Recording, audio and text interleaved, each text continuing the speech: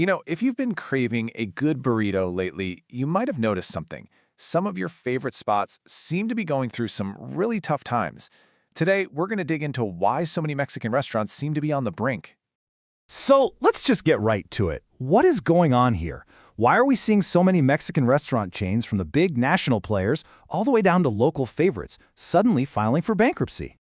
Okay, first things first, it's really important to get that this isn't just a taco and burrito problem. Nope, we're actually looking at a much wider struggle that's hitting the entire restaurant industry.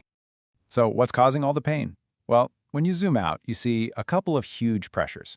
For one, people are just cutting back on their spending. And at the same time, in a lot of places, the market is just, well, it's saturated. There are almost too many restaurants competing for fewer and fewer dining dollars. That's a serious headwind for pretty much everyone. But here's where it gets really interesting. It seems like this pressure is really starting to boil over in one specific, beloved category, Mexican restaurants. A pretty clear and kind of concerning pattern is starting to show up. And wow, this slide really puts it all into perspective. Just look at this timeline.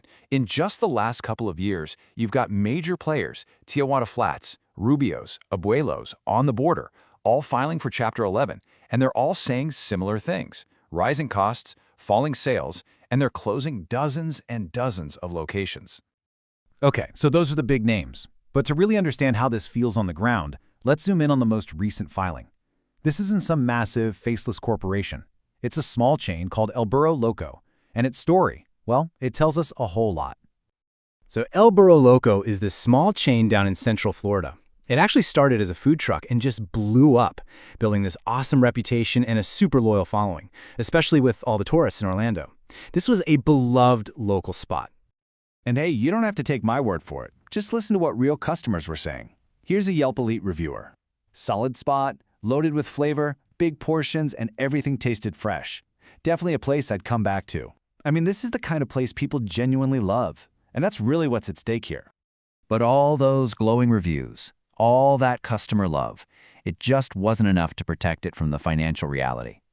On October 10, 2025, El Burro Loco filed for Chapter 11 bankruptcy. It's already had to close one of its locations, though. For now, its main flagship store is still open. Now, after hearing all of that, you might be thinking the entire Mexican restaurant industry is just completely falling apart. But, and this is a big but, here's where the story gets way more complicated. Let's really look at the full picture by the numbers. Okay, so check this out. It's really interesting.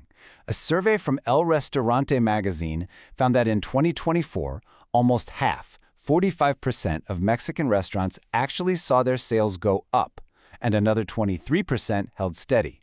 So if you do the math, more than 2/3 of the industry is either growing or at least holding its own. So if a lot of places are doing fine, what's the big deal?